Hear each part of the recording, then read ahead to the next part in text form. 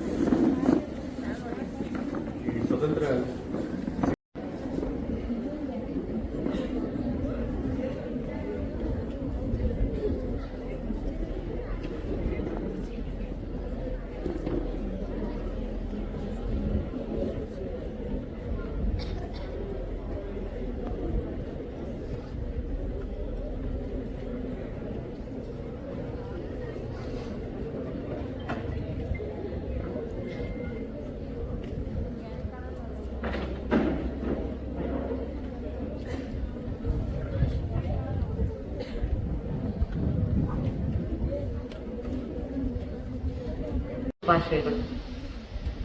ನಮ್ಮ ವಿಶ್ವವಿದ್ಯಾಲಯದ ಕುಲಸಚಿವರಾಗಿರುವ ಶ್ರೀ ಶಂಕರಗೌಡ ಸೋಮನಾಳ್ ಅವರೇ, ಮೌಲ್ಯಮಾಪನ ಕುಲಸಚಿವರಾಗಿರುವಂತಹ ಪ್ರೊಫೆಸರ್ BL ಲಕ್ಕನ್ ಅವರೇ, ನನ್ನೆಲ್ಲ ನೆಚ್ಚಿನ ಅಧ್ಯಾಪಕ ಸಹೋದರ ಸಹೋದರಿಯರೇ, ಬೋಧಕೇತರ ಸಿಬ್ಬಂದಿಯವರೇ, ಪ್ರಿಯ ವಿದ್ಯಾರ್ಥಿನಿಯರೇ, ಆಹ್ವಾನಿತರೇ, ಎಲ್ಲ ಗಣ್ಯರೇ ಮತ್ತು ಮಾಧ್ಯಮ ಸ್ನೇಹಿತರೆ, ಕರ್ನಾಟಕ ರಾಜ್ಯ ಅಕ್ಕಮಹಾದೇವಿ ಮಹಿಳಾ ವಿಶ್ವವಿದ್ಯಾಲಯದ ಕುಟುಂಬದ ಎಲ್ಲರಿಗೂ ನನ್ನ ಹೃತ್ಪೂರ್ವಕ ಶುಭಾಶಯಗಳು.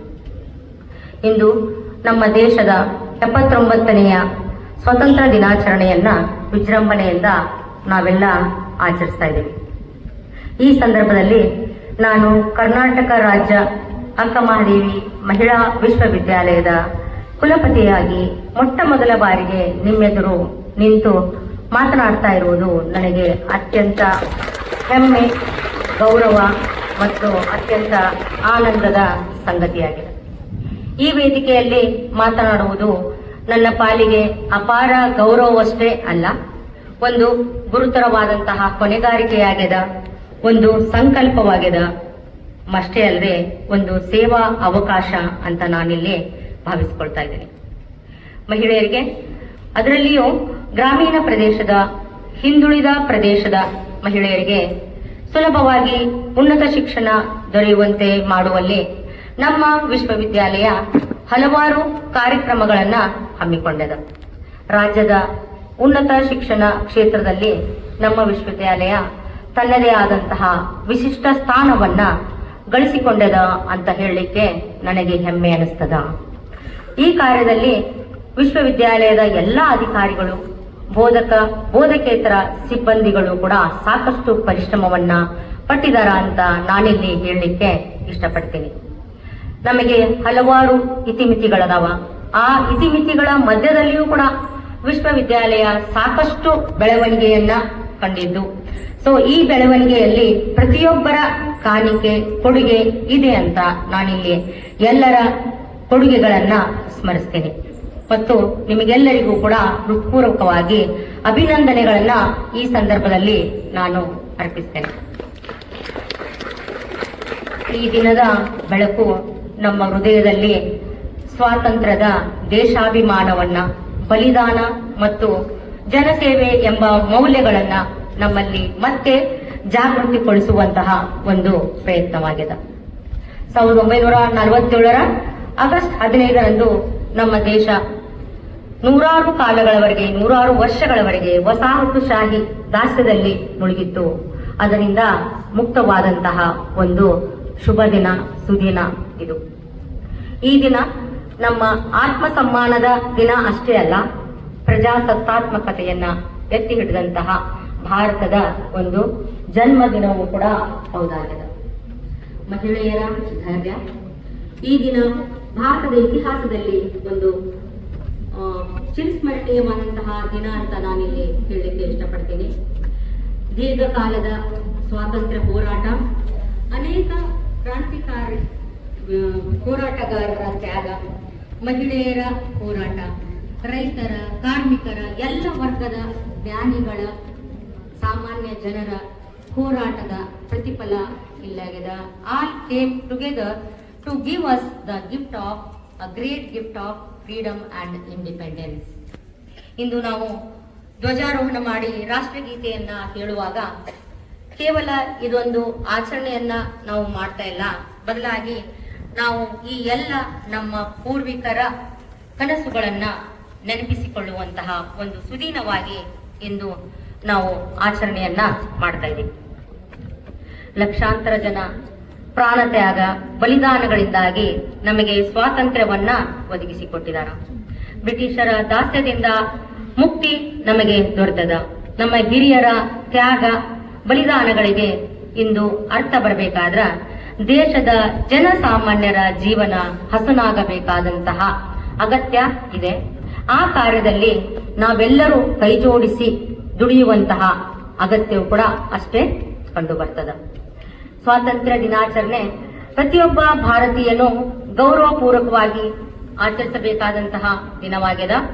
ಸ್ವಾತಂತ್ರ್ಯವನ್ನು ಗೌರವಿಸುವ, ಎತ್ತಿ ಹಿಡಿಯುವ ಮತ್ತು ಉನ್ನತ ಮೌಲ್ಯಗಳನ್ನು ವಿದ್ಯಾರ್ಥಿಗಳಲ್ಲಿ, ಮುಖ್ಯವಾಗಿ ನಮ್ಮ ಯುವ ಜನರಲ್ಲಿ ರೂಢಿಸಬೇಕಾದಂತಹ ಅಗತ್ಯ ಕಂಡು ಬರ್ತದೆ. ಭವಿಷ್ಯದ ಭಾವಿ ನಾಗರಿಕರಾಗಿರುವಂತಹ ವಿದ್ಯಾರ್ಥಿಗಳಲ್ಲಿ ಮತ್ತು ಯುವ ಜನತೆಯಲ್ಲಿ ಉನ್ನತ ಮಟ್ಟದ ಮೌಲ್ಯಗಳು ರೂಢಿಗತವಾದ್ರ ಭಾರತ ಸಾಕಷ್ಟು ಅಭಿವೃದ್ಧಿಯನ್ನ ಕಾಣಲಿಕ್ಕೆ ಮಾತ್ರ ಸಾಧ್ಯ ಆಗ್ತದೆ. ನಮ್ಮ ದೇಶದ ಭವಿಷ್ಯ ಭಾವಿ ವಿದ್ಯಾರ್ಥಿಗಳಲ್ಲಿ, ಭಾವಿ ನಾಗರಿಕರಲ್ಲಿ ಅಡಗಿದ ಅಂತೇಳಿ ನಾನಿಂದು ಹೇಳ್ತೇನೆ. ನಮ್ಮ ದೇಶದ ಸ್ವಾತಂತ್ರ್ಯ ಪರಿಕಲ್ಪನೆಯನ್ನ ಗೌರವಿಸುವುದು ನಮ್ಮೆಲ್ಲರ ಆದ್ಯ ಕರ್ತವ್ಯವಾಗಿದೆ. ಲಕ್ಷಾಂತರ ಸ್ವಾತಂತ್ರ್ಯ ಹೋರಾಟಗಾರರ ತ್ಯಾಗ, ಬಲಿದಾನಗಳಿಂದ ದೊರೆತ ಸ್ವಾತಂತ್ರ್ಯದಿಂದಾಗಿ ಇಂದು ನಾವೆಲ್ಲರೂ ಬಹಳಷ್ಟು ಮುಕ್ತವಾಗಿ, ಯಾವುದೇ ಬಂಧನಗಳಿಲ್ಲದೆ ಬದುಕಲಿಕ್ಕೆ ಸಾಧ್ಯವಾಗಿದೆ. ನಾವು ಸ್ವಾತಂತ್ರ್ಯವನ್ನ ಗೌರವಿಸುವ ಅಗತ್ಯವನ್ನ ಮನಗಾಣದಿದ್ರೆ ಇಂದು ಪ್ರಜಾಪ್ರಭುತ್ವ ಸಂಕಷ್ಟದಲ್ಲಿದೆ ಅಂತ ನಾವು ಹೇಳ್ಬೇಕಾಗ್ತದ. ಸ್ವಾತಂತ್ರ್ಯದ ಬಗ್ಗೆ ನಾವು ನಿರಾಸಕ್ತಿಯನ್ನ ತೋರಿದ್ರೆ ಅದು ದೇಶದ ಸ್ವಾತಂತ್ರ್ಯಕ್ಕೆ ಒಂದು ದಿನ ಕಂಟಕವಾಗಿ ನಿಲ್ಲಬಲ್ಲದು.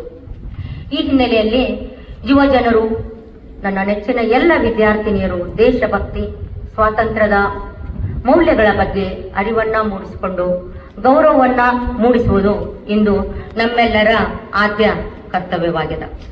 ಈ ಕಾರ್ಯದಲ್ಲಿ ಶಿಕ್ಷಕರ ಪಾತ್ರ ಅತ್ಯಂತ ಮಹತ್ವದ್ದು ಅಂತ ನಾನಿಲ್ಲಿ ಮತ್ತೆ ನೆನಪಿಸಲಿಕ್ಕೆ ಪ್ರಯತ್ನಿಸ್ತೇನೆ. ಸ್ವಾತಂತ್ರ್ಯ ಅಂದ್ರೆ ಕೇವಲ ವಿದೇಶಿಯರ ಆಳ್ವಿಕೆಯಿಂದ ಮುಕ್ತಿಯನ್ನ ಪಡೆದದ್ದಷ್ಟೇ ಅಲ್ಲ, ಇದು ನಮ್ಮ ಚಿಂತನೆ, ನಮ್ಮ ಮಾತು, ನಮ್ಮ ಕೃತಿಗಳ ಸ್ವಾಯತ್ತತೆಯನ್ನ ಸೂಚಿಸ್ತದ. ಇದು ಜನರಿಗೆ ತಮಗೆ ತಾವೇ ಸ್ವಯಂ ಆಡಳಿತ ನಡೆಸುವ ಹಕ್ಕನ್ನ ನೀಡ್ತದ. ನ್ಯಾಯ, ಸಮಾನತೆ ಮತ್ತು ಬಾಂಧವ್ಯವನ್ನ ನಮಗೆ ಕಲಿಸುವಂತದ್ದಾಗಿದೆ. ಭಾರತದ ಸ್ವಾತಂತ್ರ್ಯ ಹೋರಾಟದಲ್ಲಿ ಮಹಿಳೆಯರ ಕೊಡುಗೆಯನ್ನು ಕಮ್ಮಿ ಇಲ್ಲ. ಪುರುಷರ ಭುಜಕ್ಕೆ ಹೆಗಲಿಗೆ ಹೆಗಲು ಕೊಟ್ಟು ದುಡಿದಂತಹ ಸಾವಿರಾರು ಮಹಿಳೆಯರು ನಮಗೆ ಕಂಡು ಬರ್ತಾರ. ಅವರಲ್ಲಿ ಹೆಸರಿಸಬೇಕಾದಂತವರಂದ್ರೆ ಕಿತ್ತೂರು ರಾಣಿ ಚೆನ್ನಮ್ಮ, ಬೆಳವಡಿ ಮಲ್ಲಮ್ಮ, ಝಾನ್ಸಿ ರಾಣಿ ಲಕ್ಷ್ಮೀಬಾಯಿ, ರಾಣಿ ಆವಂತಿಬಾಯಿ, ಬೇಗಂ ಮಾತಂಗನಿ ಹಜ್ರತ್, ಉಷಾ ಮೆಹ್ತಾ ಮುಂತಾದವರ ಹೋರಾಟದ ಫಲದಿಂದ ನಾವು ಇಂದು ಸ್ವಾತಂತ್ರ್ಯದ ಬೆಳಕನ್ನ ಕಾಣಲಿಕ್ಕೆ ಸಾಧ್ಯ ಆಗಿದೆ. ಅವ್ರ ಜೊತೆಗೆ ಸರೋಜಿನಿ ನಾಯ್ಡು, ಸುಚೇತಾ ಕೃಪಲಾನಿ, ವಿಜಯಲಕ್ಷ್ಮಿ ಪಂಡಿತ್, ಕಮಲಾಬಾಯಿ ಚಟ್ಟೋಪಾಧ್ಯಾಯ್ ಮತ್ತು ನಮ್ಮ ಮಹಿಳಾ ಅಧ್ಯಯನ ವಿಭಾಗಕ್ಕೆ ಅನುದಾನವನ್ನ ನೀಡ್ತಾ ಇರುವಂತಹ ಮಹಿಳೆಯರ ಹೆಸರಲ್ಲಿ ನೀಡ್ತಾ ಇದ್ದಾರೆ ಯಶೋಧರಮ್ಮ ದಾಸಪ್ಪ. ಇವರೆಲ್ಲರ ಸ್ವಾತಂತ್ರ್ಯ ಹೋರಾಟದ ಫಲವಾಗಿ ಇಂದು ನಾವು ಎಲ್ಲ ಸುಭೀಕ್ಷೆಗಳನ್ನ, ಅಭಿವೃದ್ಧಿಯನ್ನ, ಸ್ವಾತಂತ್ರ್ಯವನ್ನ ಅನುಭವಿಸಲಿಕ್ಕೆ ಸಾಧ್ಯ ಆಗಿದೆ. ಸ್ವಾತಂತ್ರ್ಯ ಪಡೆದ ನಂತರವೂ ನಮ್ಮ ಮುಂದೆ ಹಲವಾರು ಸವಾಲುಗಳು ಇದಾವ. ಅದರಲ್ಲಿ ಮುಖ್ಯವಾಗಿ ಅಂತಂದ್ರೆ ಸಾಮಾಜಿಕ ಅಸಮಾನತೆ, ಜಾತಿ, ಧರ್ಮ, ಕುಲ ಮುಂತಾದವುಗಳ ಹೆಸರಿನಲ್ಲಿ ಕಂಡುಬರುವಂತಹ ಸಾಮಾಜಿಕ ಅಸಮಾನತೆ ಒಂದೆಡೆಗಾದ್ರೆ ಆರ್ಥಿಕ ಅಸಮಾನತೆ ಇನ್ನೊಂದೆಡೆಗೆ. ಮಹಿಳೆಯರ ಮೇಲೆ ದಿನೇ ದಿನೇ ಹಿಂಸೆಗಳು, ದೌರ್ಜನ್ಯಗಳು ಹೆಚ್ಚಾಗ್ತಾನೆ ನಡೆದಿದವ. ಅತ್ಯಂತ ಚಿಕ್ಕ ಕಂದಮ್ಮಗಳ ಮೇಲೆ 2 ವರ್ಷದ ಹಸುಳೆಗಳ ಮೇಲೆಯೂ ಕೂಡ ದೌರ್ಜನ್ಯ ಕಂಡು ಬರ್ತಾ ಇರೋದನ್ನು ನೋಡಿದ್ರೆ ನಾವು ಇಂದಿಗೂ ಕೂಡ ಅಷ್ಟೇ ದುಸ್ಥಿತಿಯಲ್ಲಿ ಇದೀವಿ ಅಂತ ದುಃಖಿಸಬೇಕಾದಂತಹ ಪರಿಸ್ಥಿತಿ ನಮ್ಮ ಮುಂದೆ ಇದೆ.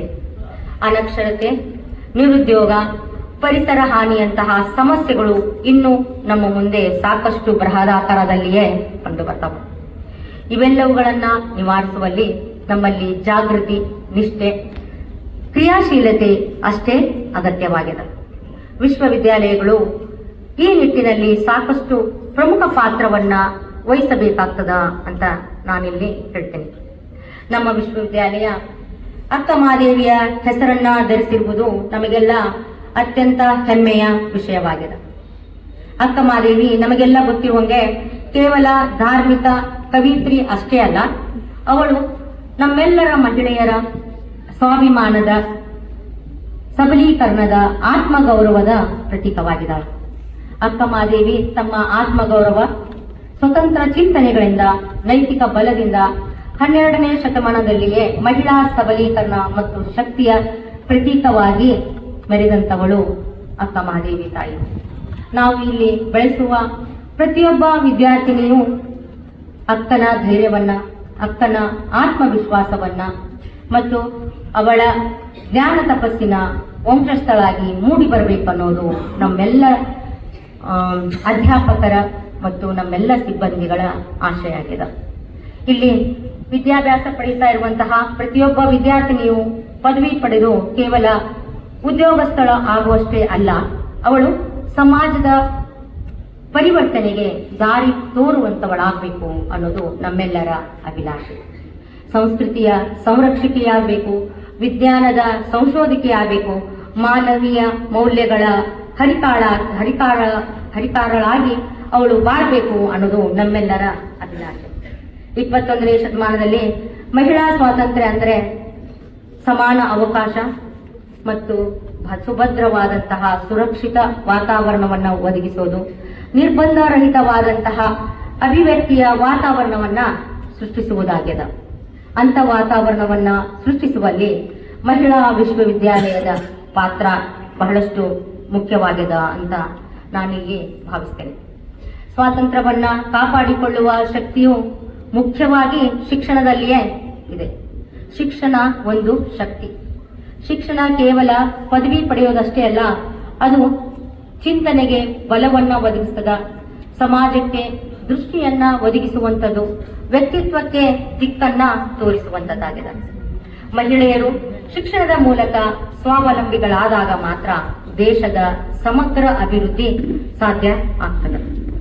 ಇಂದು ದೇಶದ ಎಲ್ಲ ಕಡೆಗೆ 2047ರ ಮುಂದಿನ ಭಾರತದ ಅಭಿವೃದ್ಧಿಯ ಮುನ್ನೋಟದ ಬಗ್ಗೆ ಎಲ್ಲ ಕಡೆಗೂ ಚರ್ಚೆ ನಡೀತಾ ಇದೆ. ಈ ಗುರಿಯನ್ನ ನಾವು ತಲುಪಬೇಕಾದ್ರ ಶಿಕ್ಷಣ ಕ್ಷೇತ್ರದಲ್ಲಿ ಸುಧಾರಣೆ ಎನ್ನುವುದು ಸಾಕಷ್ಟು ಅಗತ್ಯವಾಗಿದೆ ಅಂತ ನಾನು ಭಾವಿಸ್ತೇನೆ. ಭಾರತದಲ್ಲಿ ಉನ್ನತ ಶಿಕ್ಷಣದ ದಾಖಲಾತಿಯ ಅನುಪಾತ ಕಡಿಮೆ ಇರುವುದು ನಾವೆಲ್ಲ ಗಮನಿಸಬಹುದು. ಈ ಅನುಪಾತವನ್ನ ಹೆಚ್ಚಿಸಲು ಕೌಶಲ್ಯ ಆಧಾರಿತ ಶಿಕ್ಷಣವನ್ನ, ಉದ್ಯೋಗ ಆಧಾರಿತ ಪಠ್ಯಕ್ರಮವನ್ನ ರಚಿಸಬೇಕಾಗಿರುವುದು ನಮ್ಮೆಲ್ಲ ಅಧ್ಯಾಪಕರ ಕರ್ತವ್ಯವಾಗಿದೆ. ಶಿಕ್ಷಣ ಕ್ಷೇತ್ರದಲ್ಲಿ ಆಧುನಿಕ ತಂತ್ರಜ್ಞಾನದ ಬಳಕೆಗೆ ಹೆಚ್ಚಿನ ಪ್ರೋತ್ಸಾಹವನ್ನ ನೀಡಬೇಕಾದಂತಹ ಅಗತ್ಯ ಇಂದು ಕಂಡುಬರುತ್ತದೆ. ಮುಂದಿನ ದಿನಗಳಲ್ಲಿ ಮಹಿಳಾ ವಿಶ್ವವಿದ್ಯಾನಿಲಯ ಈ ನಿಟ್ಟಿನಲ್ಲಿ ಕಾರ್ಯಪ್ರವೃತ್ತವಾಗಬೇಕಾಗಿರುವುದು ನಮಗೆ ಕಂಡುಬರುವಂತಹ ಒಂದು ಮುಖ್ಯ ಆದ್ಯತೆಯಾಗಿದೆ. ವಿಶ್ವದಲ್ಲೇ ಬೃಹತ್ ಶಿಕ್ಷಣ ವ್ಯವಸ್ಥೆ ಹೊಂದಿರುವಂತಹ ದೇಶ ಭಾರತ ದೇಶ. ಭಾರತದ ಸುಸ್ಥಿರವಾದಂತಹ ಅಭಿವೃದ್ಧಿಗೆ ವಿಶ್ವವಿದ್ಯಾಲಯಗಳು ಅತ್ಯಂತ ಮಹತ್ವದ ಪಾತ್ರವನ್ನ ವಹಿಸ್ತವೆ. ಭಾರತದಲ್ಲಿ ಒಟ್ಟು ದಾಖಲಾತಿಯ ಅನುಪಾತ ಕೇವಲ 28% ಮಾತ್ರ ಇದೆ. ಇದನ್ನು ಹೆಚ್ಚಿಸುವಂತಹ ಅನಿವಾರ್ಯತೆ ನಮಗೆಲ್ಲರಿಗೂ ಕೂಡ ಇದೆ. ಈಗಾಗಲೇ ಭಾರತದಲ್ಲಿ 10,114 ವಿಶ್ವವಿದ್ಯಾಲಯಗಳು ಅಸ್ತಿತ್ವದಲ್ಲಿದ್ದಾವೆ. ಚೀನಾ ದೇಶವನ್ನ ಹೊರತುಪಡಿಸಿದ್ರೆ ಭಾರತ ಅತಿ ಹೆಚ್ಚು ಶೈಕ್ಷಣಿಕ ದಾಖಲಾತಿ ಪ್ರವೇಶವನ್ನ ಪಡೆದುಕೊಂಡಿರುವಂತಹ ದೇಶವಾಗಿದೆ. ಒಟ್ಟು ದಾಖಲಾತಿಯ ಅನುಪಾತವನ್ನ ಈ ವಿಕಸಿತ ಭಾರತದಲ್ಲಿ 50% ಹೆಚ್ಚಿಸುವಂತಹ ಯೋಜನೆಯನ್ನ ಇಂದು ಹೊಂದಬೇಕಾಗಿದೆ. ಉನ್ನತ ಶಿಕ್ಷಣಕ್ಕೆ ಹೆಚ್ಚಿನ ಪ್ರಮಾಣದ ಹೂಡಿಕೆಯನ್ನ ಮಾಡಬೇಕಾದಂತಹ ಅಗತ್ಯ ಕಂಡುಬರ್ತದೆ. ಹಾಗೂ ಅಷ್ಟೇ ಬಂಡವಾಳವನ್ನ ಸರ್ಕಾರ ಮತ್ತು ಪ್ರೈವೇಟ್ ಸೆಕ್ಟರ್ಗಳು ನೀಡಬೇಕಾದಂತಹ ಅಗತ್ಯ ಇಂದು ಕಂಡು ಬರ್ತದೆ. ಈ ಬಂಡವಾಳ ಹೂಡಿಕೆಗೆ ಪೂರಕವಾದಂತಹ ವಾತಾವರಣವನ್ನ ವಿಶ್ವವಿದ್ಯಾಲಯಗಳು ಕಲ್ಪಿಸಬೇಕಾದಂತಹ ಅಗತ್ಯವೂ ಕೂಡ ಇದೆ. ವಿಶ್ವವಿದ್ಯಾನಿಲಯ ಮತ್ತು ಮಹಾವಿದ್ಯಾಲಯಗಳ ಸಂಖ್ಯೆ ಹೆಚ್ಚಿಸುವುದರ ಜೊತೆಗೆ ಮಲ್ಟಿ ಡಿಸಿಪ್ಲಿನರಿ ಕೌಶಲ್ಯಗಳನ್ನ ಅಳವಡಿಸಿಕೊಳ್ಳುವಂತಹ ಅಗತ್ಯ ಕಂಡು ಬರ್ತದೆ. ಅಲ್ಲದೆ ಅತ್ಯಂತ ನುರಿತಂತಹ ಬೋಧನಾ ಸಿಬ್ಬಂದಿಗಳಿಗೆ ಅವಕಾಶ ನೀಡಿ ಅವರನ್ನ ಬಳಸಿಕೊಳ್ಳುವಂತಹ ಅವಶ್ಯಕತೆಯು ಕೂಡ ಅಷ್ಟೇ ಕಂಡು ಬರ್ತದೆ. ಇನ್ನು ಸಂಶೋಧನೆ ಮತ್ತು ಹೊಸತನಕ್ಕೆ ಹಣಕಾಸು ಸಚಿವಾಲಯ ಹೆಚ್ಚಿನ ಸಹಾಯ ನೀಡಬೇಕಾಗಿದೆ. ಸಂಶೋಧನೆಗೆ ವಿಶ್ವವಿದ್ಯಾಲಯಗಳಲ್ಲಿ ಸಾಕಷ್ಟು ಅವಕಾಶಗಳು ಕೂಡ ಕಂಡು ಬರ್ತವೆ. ಹಲವಾರು ಸಂಸ್ಥೆಗಳು ಸಾಮಾಜಿಕ ವಿಜ್ಞಾನ, ಕಲೆ ಮತ್ತು ವಿಜ್ಞಾನಗಳಲ್ಲಿ ಸಾಕಷ್ಟು ಫಂಡಿಂಗ್ ಅನ್ನ ನೀಡ್ತಾ ಇರುತ್ತೆ. ಆದರೆ ಅದನ್ನ ಬಳಸಿಕೊಳ್ಳಿಕ್ಕೆ ಅಧ್ಯಾಪಕರು ಮುಂದೆ ಬರಬೇಕಾದಂತಹ ಅಗತ್ಯ ಎಂದು ಕಂಡು ಬರ್ತದೆ. ಭಾರತೀಯ ಜ್ಞಾನ ಪರಂಪರೆ ಕ್ಷೇತ್ರದಲ್ಲಿ ಬಹುಶಿಸ್ತೀಯ ಅಧ್ಯಯನವನ್ನ ಮಾಡುವುದು ನಮಗೆ ಅಗತ್ಯವಾಗಿದೆ. ಈ ಹಿನ್ನೆಲೆಯಲ್ಲಿ ನಮ್ಮ ವಿಶ್ವವಿದ್ಯಾಲಯವು ಮಹಿಳೆಯರ ಶೈಕ್ಷಣಿಕ, ಬೌದ್ಧಿಕ, ಸಾಂಸ್ಕೃತಿಕ ಮತ್ತು ತಾಂತ್ರಿಕ ಸಬಲೀಕರಣಕ್ಕೆ ಬದ್ಧವಾಗಿದೆ ಅಂತ ನಾನಿಲ್ಲಿ ಹೇಳ್ತೇನೆ. ಮುಂದಿನ ದಿನಗಳಲ್ಲಿ ನಾವು ಗುಣಮಟ್ಟದ ಬೋಧನೆ ಮತ್ತು ಸಂಶೋಧನೆ, ಡಿಜಿಟಲ್ ಮತ್ತು ಕೌಶಲ್ಯ ಆಧಾರಿತ ಶಿಕ್ಷಣ, ಅಂತಾರಾಷ್ಟ್ರೀಯ ಸಹಯೋಗಗಳು, ಉದ್ಯಮ ವಿಶ್ವವಿದ್ಯಾಲಯಗಳ ಸಂಪರ್ಕ, ಗ್ರಾಮೀಣ ಮತ್ತು ಹಿಂದುಳಿದ ವರ್ಗಗಳ ಮಹಿಳೆಯರ ಒಳಗೊಳ್ಳುವಿಕೆ, ವಿಸ್ತರಣಾ ಚಟುವಟಿಕೆಗಳನ್ನು ಬಲಪಡಿಸುವುದರತ್ತ ನಾವು ಹೆಚ್ಚಿನ ಗಮನವನ್ನ ನೀಡಬೇಕಾಗಿದೆ. ಈ ನಿಟ್ಟಿನಲ್ಲಿ ನಮ್ಮ ವಿಶ್ವವಿದ್ಯಾನಿಲಯದ ಪ್ರತಿಯೊಬ್ಬರೂ ಕೂಡ ಕಟಿಬದ್ಧರಾಗಿ ಕಾರ್ಯನಿರ್ವಹಿಸಬೇಕಾದಂತಹ ಅಗತ್ಯ ಕಂಡು ಬರ್ತದೆ. ಈ ವಿಶ್ವವಿದ್ಯಾಲಯವನ್ನ ಉನ್ನತ ಮಟ್ಟಕ್ಕೆ ಕೊಂಡೊಯ್ಯಲು ಅಧ್ಯಾಪಕರ ಶ್ರಮ ಮತ್ತು ಸಿಬ್ಬಂದಿಯ ಸಮರ್ಪಣೆ ಮೂಲ ಮಂತ್ರವಾಗಿದೆ. ನಿಮ್ಮೆಲ್ಲರ ಸಹಕಾರವಿಲ್ಲದೆ ಯಾವುದೇ ಯೋಜನೆಯೂ ಕೂಡ ಯಶಸ್ವಿಯಾಗುವುದಿಲ್ಲ ಅಂತ ನಾನಿಲ್ಲಿ ಹೇಳಲಿಕ್ಕೆ ಬಯಸ್ತೇನೆ. ನಾವು ಒಟ್ಟಾಗಿ ಕೆಲಸ ಮಾಡಿದ್ರೆ ಈ ವಿಶ್ವವಿದ್ಯಾಲಯವನ್ನ ರಾಷ್ಟ್ರ ಮಟ್ಟದಲ್ಲಿ ಒಂದು ಮಾದರಿ ವಿಶ್ವವಿದ್ಯಾಲಯವಾಗಿ ಬೆಳೆಸಲಿಕ್ಕೆ ಸಾಧ್ಯ ಅಂತ ನಾನಿಲ್ಲಿ ಹೇಳ್ತೇನೆ. ಇಂದು ನಾವು ರಾಷ್ಟ್ರಧ್ವಜಕ್ಕೆ ವಂದನೆ ಸಲ್ಲಿಸಿದಾಗ ಕೇವಲ ಹಳೆಯ ತ್ಯಾಗಗಳನ್ನ ನೆನಪಿಸಿಕೊಳ್ಳುವುದು ಅಷ್ಟೇ ಅಲ್ಲ, ನಾಳಿನ ಭವಿಷ್ಯಕ್ಕಾಗಿ ಹೊಸ ಸಂಕಲ್ಪವನ್ನು ಕೂಡ ಮಾಡಬೇಕಾಗಿದೆ. ಪ್ರತಿ ವಿದ್ಯಾರ್ಥಿನಿಯು ತನ್ನ ಕನಸನ್ನ ಸಾಧಿಸಲು ವಿಶ್ವವಿದ್ಯಾಲಯದಿಂದ ಅಗತ್ಯವಾದಂತಹ ಬೆಂಬಲವನ್ನ ನೀಡಬೇಕು. ನಮ್ಮ ಸಂಶೋಧನೆಗಳು ಸಮಾಜದ ಸಮಸ್ಯೆಗಳನ್ನ ಪರಿಹರಿಸುವಂತಾಗಬೇಕು. ನಮ್ಮ ಪದವೀಧರರು ಕೇವಲ ಉದ್ಯೋಗ ಹುಡುಕುವವರಲ್ಲ, ಉದ್ಯೋಗ ಸೃಷ್ಟಿಸುವವರಾಗಿ ಬೆಳೆದು ಬರಬೇಕು ಅನ್ನೋದು ನನ್ನ ಅಭಿಲಾಷೆ. ಪ್ರಿಯ ವಿದ್ಯಾರ್ಥಿನಿಯರೇ, ನಿಮ್ಮ ಮುಂದೆ ಅನೇಕ ಅವಕಾಶಗಳಿವೆ. ಆದರೆ ಅವುಗಳನ್ನ ಬಳಸಿಕೊಳ್ಳುವುದು ನಿಮ್ಮ ಶ್ರಮ, ಶಿಸ್ತಿನ ಜೀವನ, ನಿರಂತರ ಕಲಿಕೆಯ ಮನೋಭಾವದಿಂದ ಮಾತ್ರ ಇದು ಸಾಧ್ಯ ಆಗ್ತದೆ. ಶಿಕ್ಷಣವನ್ನ ಉದ್ಯೋಗದ ಸಾಧನವಾಗಿ ಮಾತ್ರ ನೋಡಬೇಡಿ, ಅದನ್ನ ಬದುಕಿನ ಮೌಲ್ಯಗಳನ್ನ ಅರಿಯುವ, ಬೆಳೆಸಿಕೊಳ್ಳುವ ಸಾಧನವಾಗಿ ನೋಡಬೇಕು. ನಿಮ್ಮ ಜೀವನದಲ್ಲಿ ಮತ್ತು ಮುಂದೆ ವೃತ್ತಿ ಜೀವನದಲ್ಲಿ ತಂತ್ರಜ್ಞಾನವನ್ನ ಅಳವಡಿಸಿಕೊಳ್ಬೇಕು. ಆದರೆ ತಂತ್ರಜ್ಞಾನ ನಿಮ್ಮ ಜೀವನವನ್ನ ಆಳುವಂತಾಗಬಾರ್ದು. ಸಾಮಾಜಿಕ ಜವಾಬ್ದಾರಿ, ನೈತಿಕತೆ, ಮಾನವೀಯತೆ ಇವುಗಳೇ ನಮ್ಮ ನಿಜವಾದ ಗುರುತು ಅಂತ ನೀವೆಲ್ಲ ತಿಳಿದುಕೊಳ್ಳಬೇಕಾದಂತಹ ಅಗತ್ಯ ಇಂದು ಇದೆ. ನಿಮ್ಮ ಕೈಯಲ್ಲಿ ಕೇವಲ ನಿಮ್ಮ ಭವಿಷ್ಯ ಅಷ್ಟೇ ಅಲ್ಲ, ಇಡೀ ರಾಷ್ಟ್ರದ ಭವಿಷ್ಯವಿದೆ ಅಂತ ನಾನಿಲ್ಲಿ ಹೇಳ್ತೇನೆ.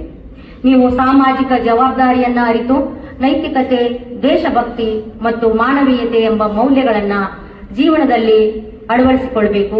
ಟೆಕ್ನಾಲಜಿಯ ಈ ಯುಗದಲ್ಲಿ ನಾವು ಜ್ಞಾನವನ್ನ ಪಡೆದು ಅದನ್ನು ಸಮಾಜದ ಹಿತಕ್ಕಾಗಿ ಬಳಸುವುದು ಅತ್ಯಂತ ಮುಖ್ಯವಾಗಿದೆ.